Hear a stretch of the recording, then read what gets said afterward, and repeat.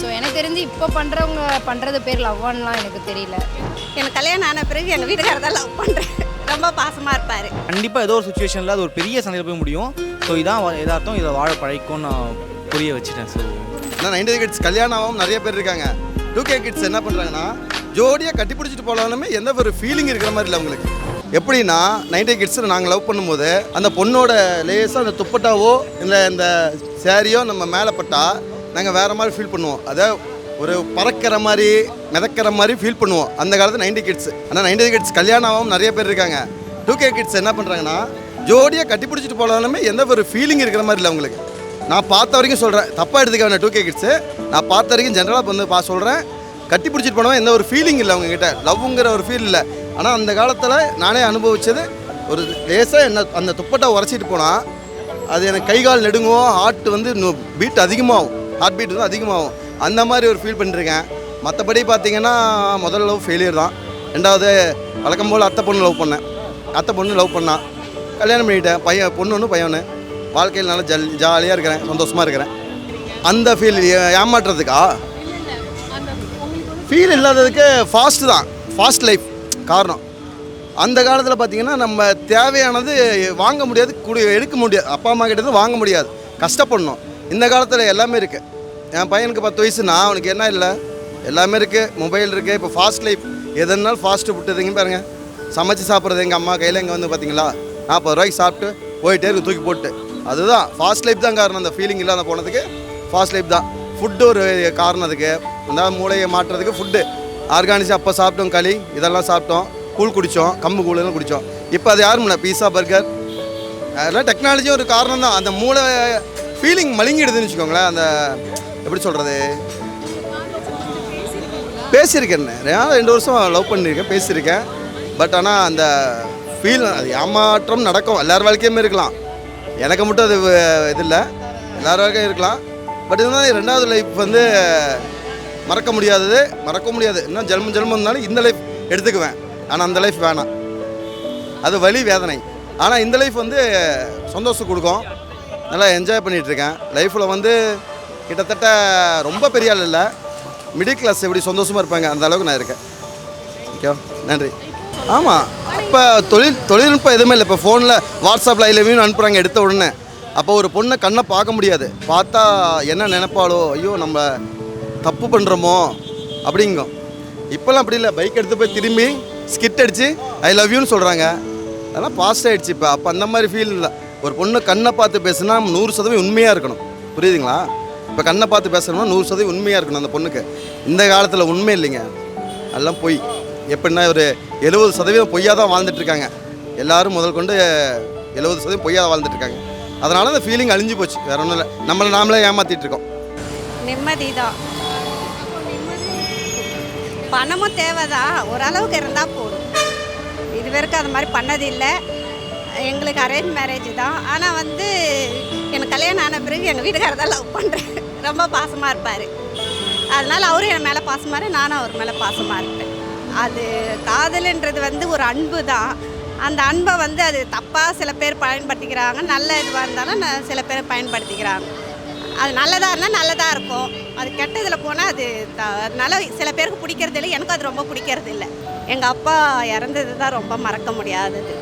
எங்கள் அப்பானா ரொம்ப பிடிக்கும், அதனால் என் மேலே ரொம்ப உயிர். அதனால் அந்த இது வந்து எனக்கு ரொம்ப கஷ்டமாக இருக்குது. அப்பா கிட்டே இருந்தது ரொம்ப பாசமாக இருப்பாங்க. அம்மா இருக்காங்க. அப்பா தான் கொஞ்சம் தவறுனதுனால கொஞ்சம் கஷ்டமாக இருக்கும். அப்பா இருந்திருந்தால் இன்னும் ரொம்ப சந்தோஷமாக இருந்திருக்கும். அது வந்து எப்படி சொல்கிறது, அவங்க அம்மா மேலே ரொம்ப பாசமாக இருக்கும் அப்பா அதுன்றதுனால. அது மாதிரி நம்மளுக்கு அந்த பாசமாக இருப்பார். இப்போ நம்ம ஒரு சப்போர்ட்டாக இருக்கோம்ல, நம்ம ஆம்பளைங்களுக்காக நம்ம வீட்டுக்காருக்காக நம்ம சப்போர்ட்டாக இருக்கும். அது ரொம்ப பெருமையாக இருக்குது. அவங்களும் கொஞ்சம் யூஸ்ஃபுல்லாக இருக்குது இல்லையா? இப்போ வந்து குழந்தைங்க எதனா கேட்குறாங்க, இப்போ நம்ம இஷ்டப்பட்டு வாங்கி கொடுக்குறோம். இப்போ அவர் எதிர்பார்க்காம அது அவங்களுக்கு ஒரு இது குறைஞ்ச மாதிரி இருக்குது இல்லையா? அதனால் எனக்கு இது ரொம்ப பிடிச்சிருக்கு. ஷேர் பண்ணி செய்வாங்க. எனக்கு அவர் சப்போர்ட் பண்ணுறதுனால தான் எங்கள் வேலைக்கு வர முடியுது. அது மட்டும் இல்லாமல் எப்படி சொல்கிறது, வேலையிலையும் சப்போர்ட்டாக இருப்பார், ஆன்மீகத்தில் இருக்கிறதுக்கும் சப்போர்ட்டாக இருப்பார். அது மாதிரி கோயிலுக்கு இந்த மாதிரி சண்டேனா நான் கோயிலுக்கு போவோம். அது மாதிரி வீட்டில் இருக்கிற எல்லா வேலையும் கடகடன்னு முடிச்சுட்டு முடிஞ்ச வரைக்கும் சீக்கிரம் முடிப்போம். அப்புறம் கோயிலுக்கு கூட்டிட்டு போவார். ரொம்ப பேர் அப்படி சொல்கிறாங்க. ஆனால் எனக்கு எப்படின்னு தெரியல. எங்கள் வீட்டில் நல்லா செய்வார், சப்போர்ட் பண்ணுவார். அப்படியெல்லாம் இல்லை. இன்னும் கொஞ்சம் கஷ்டமாக இருந்தாலும் எங்கள் வீட்டில் சொல்லுவாங்க, முடியலன்னா நீ நின்று போயிடு அப்படின்னு சொல்லி ரெஸ்ட் எடுத்துக்கோ அப்படின்வாங்க. நான் ரெஸ்ட் எடுத்துட்டா பின்னாடி அவருக்கு கஷ்டமாக இருக்கும் இல்லையா, அது யோசித்து பார்ப்பேன். அப்புறம் அது சரியாயிடும். அதனால் சீக்கிரமாக வேலைக்கு அந்த ஒரு டைம் வரைக்கும் பார்ப்பேன். அப்புறம் நம்மளால் அவருக்கும் கஷ்டமாகிடக்கூடாது இல்லையா, அதனால் நம்ம குடும்பத்திலே இது வரும், கொஞ்சம் மன கஷ்டம் வரும். அவர் கஷ்டப்படும் போது என்னால் தாங்க முடியாது, நான் கஷ்டப்பட்டால் குழந்தைங்க தாங்க முடியாது. அதனால் போயிடுவேன். அதனால் தெரியறதில்லை எனக்கு. நான் போயிட்டு முதல்ல எனக்கு ஈசன்னா ரொம்ப பிடிக்கும் சின்ன வயசுலேருந்தே. ஆனால் அந்தளவுக்கு எனக்கு தெரியறதில்லை. முதல் நான் போகும்போது வந்து ரொம்ப ஏதோ அவர்கிட்ட பழகின மாதிரி ஒரு ஃபீலிங் இருந்தது. 3 நாள் என்ன மீறி நான் அழுதேன். அங்கே எனக்கு பட்டினத்தார் கோயிலில் போயிட்டு முதல் அப்போ தான் போனால் அவரை பற்றியெல்லாம் எனக்கு தெரியாது. நான் முதல் போகும்போது ஏதோ அவர்கிட்ட ரொம்ப நாள் பழகின மாதிரி ஒரு ஃபீலிங், ஒரு மனசுக்குள்ளே ஒரு இது வந்தது. எனக்குள்ளே ஒரு அந்த ஆதங்கமாக இருந்துச்சு. ஏதோ துக்கம் ரொம்ப பஸ்ஸில் போகும்போது கூட 3 நாள் அழுதேன் நான். அதுக்கப்புறம் இவரை பற்றி தெரியாமல் இன்னொரு நாள் நான் போகணும் அப்படின்னு நான் எங்கள் வீட்டுக்காரர்கிட்ட கேட்டேன். அவர் கூட்டிகிட்டு போனார். அங்கே போன பிறகு அந்த அலை வரல. அவரை பற்றியெல்லாம் தெரிஞ்சுக்கணும்னு தெரிஞ்சுக்கிட்டேன். அதுக்கப்புறம் வந்து லைஃப்பில் வந்து எதுவுமே நிரந்தரம் இல்லை நம்மளுக்கு. இதுதான் குடும்பம்னா இப்படி தான் இருக்கணும், குழந்தைங்கன்னா இதுதான், நம்மக்கிட்ட இருக்கிறது நம்மளுக்கு வேணுன்றதை நம்ம வச்சுன்னு மீதி இருக்கிறத மற்றவங்களுக்கு ஹெல்ப் பண்ணணும் அப்படின்றத அது எனக்கு உணர வச்சுது அங்கே தான். அதே மாதிரி இந்த பேகு இதில் ஆஃபீஸ்க்கு வரும்போது பஸ்ஸில் வரும்போது பேகை விட்டுட்டேன். ஒருத்தர்கிட்ட கொடுத்தா ஞாபகம் இல்லாமல் இறங்கிட்டேன். அதுக்கப்புறம் அது வந்து பஸ்ஸிலே போயிடுது.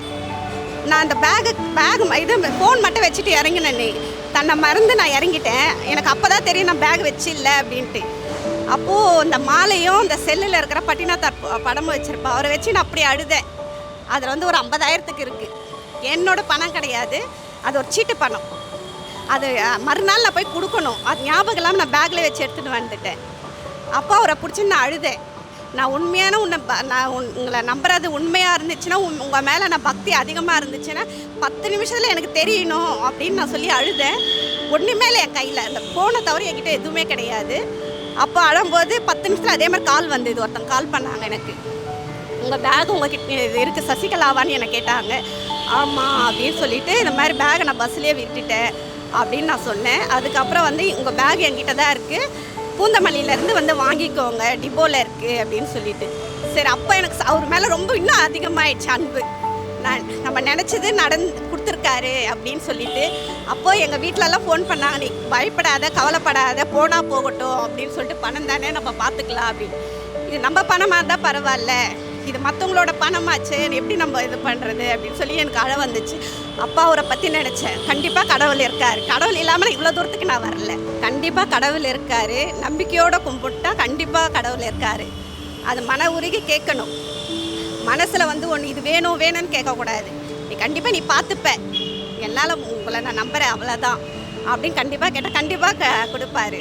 எந்த கடவுளாக இருந்தாலும் சரி, இந்த கடவுள் அந்த கடவுள் இல்லை, ஜீசஸாக இருந்தாலும் சரி, முஸ்லீமாக இருந்தாலும் சரி, இந்து கடவுளாக இருந்தாலும் சரி, எல்லாரும் நம்மளுக்கு மேலே ஒரு சக்தி இருக்குது. எந்த கடவுளாக இருந்தாலும் சரி, நம்மளுக்கு மேலே ஒரு கடவுள் இருக்குது. அன்போடு கேட்கணும். ஸோ எனக்கு தெரிஞ்சு பார்த்திங்கன்னா லைஃப்க்கு தேவை நிம்மதி தாங்க. நிம்மதி இருந்தால் மட்டும்தான் பணம் சம்பாதிக்க முடியும். நிம்மதி இருந்தால் தான் நம்ம ஃபர்ஸ்ட் ஆஃப் ஆல் நம்ம டெய்லி பேஸஸில் தூக்கம் வர்றதா இருக்கட்டும், நம்ம சாப்பிட்றதா இருக்கட்டும், இதுக்கு எல்லாமே தேவை வந்து பார்த்திங்கன்னா நிம்மதி மட்டும்தான். அந்த நிம்மதி இருந்துச்சுன்னா ஆட்டோமேட்டிக்காக பணம் வரும். ஆனால் பணம் சேர்த்திங்கன்னா நிம்மதி இருக்குமான்றது எனக்கு தெரியலன்றதுல இருக்காது. ஸோ ஒன்று வந்து பணம் இல்லாதவங்ககிட்ட பணமே இல்லையேன்ற நிம்மதி இருக்காது. ஸோ பணம் சேர்த்துட்டவங்ககிட்ட ஐயோ பணத்தை சேர்த்துட்டோம், அது எப்படி பத்திரமா வச்சுக்கணுன்ற பயத்திலே வரும், அதுவும் நிம்மதி இருக்காது. ஸோ நிம்மதின்றது நம்ம டெய்லி பேஸஸில் நம்ம இன்றைக்கி கூலி வேலை செஞ்சால் கூட நம்ம சாப்பிட்ற சாப்பாடு கரெக்டாக பர்ஃபெக்டாக நம்ம சாப்பிடணும். உண்மையாக இருந்து சாப்பிட்டுட்டு நிம்மதியான வாழ்க்கை, நிம்மதியான தூக்கம் தூங்கலாம் நம்ம. ஸோ எனக்கு தெரிஞ்சு நிம்மதி தாங்க முக்கியம் லைஃப்க்கு. நான் மேரிட் தான். வீட்டில் லவ் அண்ட் அரேஞ்ச் தான் நான். ஆமாம், லவ்னா அது ரிலேஷன் மூலமா நம்ம மேரேஜ் பண்ணிட்டது. ஸோ எனக்கு தெரிஞ்சு இப்போ பண்ணுறது பேர் லவ்வான்லாம் எனக்கு தெரியல. ஸோ மோஸ்ட் ஆஃப் பார்க்குறது தான். இப்போ நான் ஒர்க் பண்ணுற இடம், ஸோ நான் ஃப்ரெண்ட்ஸ் கூட பழகிறத வச்சு மோஸ்ட் ஆஃப் எங்கே இப்போ ட்ரூ லவ்லாம் பார்த்தீங்கன்னா அப்போல்லாம் வந்து லவ் பண்ணுறாங்கன்னா அவங்களுக்காக நம்ம வந்து ஒன்று கெரியரை நம்ம பார்த்துட்டு அவங்களுக்காக வெயிட் பண்ணி மேரேஜ் பண்ணணுன்னு ஒரு லவ் இருக்கும். ஸோ இல்லைனா அவங்க பார்க்கவே மாட்டாங்க, அவங்க லைஃப்காக இவங்க ஓடிக்கிட்டு இருப்பாங்க, அதுக்கப்புறம் மேரேஜ் பண்ணுவாங்க, செட்டில் ஆகணும்னு பிளான்லாம் இருக்கும். இப்போ அதெல்லாம் கிடையாது. பார்க்குறியா, பேசுகிறியா, இன்றைக்கி பழகணும், நாளைக்கு வந்து எல்லாமே முடிச்சுட்டு அதுக்கப்புறம் இல்லை உனக்கு பிடிக்கலன்னா விட்டுட்டு இன்னொருத்தவங்கள பார்த்துட்டு போயிடுறாங்க. ஸோ இப்போ பண்ணுறதுக்கு பேர் லவ் கிடையாது. ஆக்சுவலாக ஒரு க்ரஷ்ன்னு சொல்லலாம், அதை வேறு மாதிரி யூஸ் பண்ணிக்கிறாங்க. அதை யூஸ் பண்ணுறதுல மிஸ்யூஸ் பண்ணுறது நிறைய இருக்குது. பொண்ணாகட்டும் பையனாகட்டும் 2 பேருமே ஈக்குவலாக தான் இருக்காங்க. ஸோ யார் கூட இருந்தாலும் பிரச்சனை இல்லை, இல்லைனாலும் பிரச்சனை இல்லைன்ற மாதிரி இருக்காங்க. ஸோ அது லவ் கிடையாது ஆக்சுவலி இப்போ இருக்கிறது பேர். மேடம் அதெல்லாம் எங்களுக்கு நாங்கள் வந்து அரேஞ்ச் மேரேஜ் தாங்க மேடம். அரேஞ்ச் மேரேஜ் தாங்க. அதாவது கல்யாணம் பண்ணிவிட்டு கல்யாணம் லவ் பண்ணுறோம். நானும் எங்கள் ஒய்ஃபும் உண்மையாக லவ் பண்ணுறோம். சரிங்களா? நாங்கள் சின்ன வயசுலேயே கல்யாணம் பண்ணிட்டோன்னு வச்சுக்கோங்களேன். மறக்க முடியாத அனுபவம்னா ஒரு டைம் வந்து வீட்டில் தண்ணி வரல, அதாவது தண்ணி வந்துருந்துச்சு. படிக்கட்டு கடியிலே டேங்க் இருக்குது, பெரிய டேங்க்கு, 10 அடி டேங்க்கு.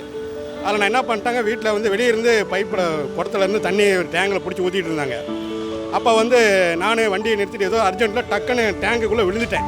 எங்கள் வீட்டுக்காரி பார்க்கவே இல்லை, கவனிக்கவே இல்லை. கீழே வந்து சத்தம் போடுறேன். அதாவது எனக்கு ஸ்விம்மிங் தெரியும், ஒன்றும் பிரச்சனை இல்லை. என் மேலே தண்ணி ஊற்றுறாங்க. அதெல்லாம் வாழ்க்கையில் மறக்கவே முடியாது. எது மாதிரி ஐடியானெலாம் அவங்க வந்தால் தாங்க தெரியும். அதாவது வந்து எங்கள் கூட இருந்து செஞ்சால் தான் தெரியும். இதெல்லாம் நிறைய ஐடியாங்கள்லாம் இருக்குது. புதுசாக டிசைன் போடணும், எல்லாமே இருக்குங்க. அதாவது 5000லேருந்துங்க 15,000 வரைக்கும் பட்டு சேரீ தான் தயார் பண்ணுறோம்.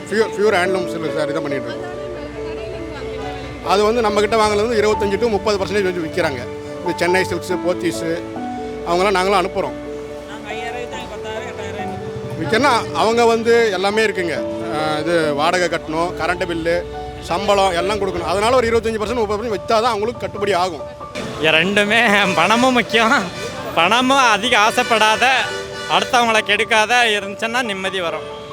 அடுத்தவங்கள பற்றி சிந்தனை பண்ணக்கூடாது, அதுதான் மென். காதலைன்னா நாம் அந்த ஸ்டேஜ் முடிஞ்சிருச்சு. அது வந்து அந்த பருவத்தில் அந்த காதல் வரும். காதலெல்லாம் இல்லை, ஒரு கற்பனைகள் இருக்கும். நான் அந்த மாதிரி போகிறதுக்கு உண்டான வாய்ப்புகள் எனக்கு கிடைக்கல. அதை வந்து இயற்கை, அதை வந்து ஒன்றும் பண்ண முடியாது. ஜாலி தான். அது அடிமை ஆகக்கூடாது, எதுவுமே அடிமை ஆகக்கூடாது. அது பணக்கார ஆகிறதே வேண்டாம், நிம்மதி இருந்தால் போதும். பணக்கார நம்ம இந்த கரெக்டாக இருக்கிறேன், நான் தினம் 1000 ரூபாய் சம்பாதிக்கிறேன், நிம்மதியாக இருக்கிறேன். ஆமாம், பணம் இருந்தால் நிம்மதி. நிம்மதி நல்லது கெட்டதுக்கு தேவைப்படுது. ஆனால் பணம் வந்து நிம்மதி கிடைக்காது.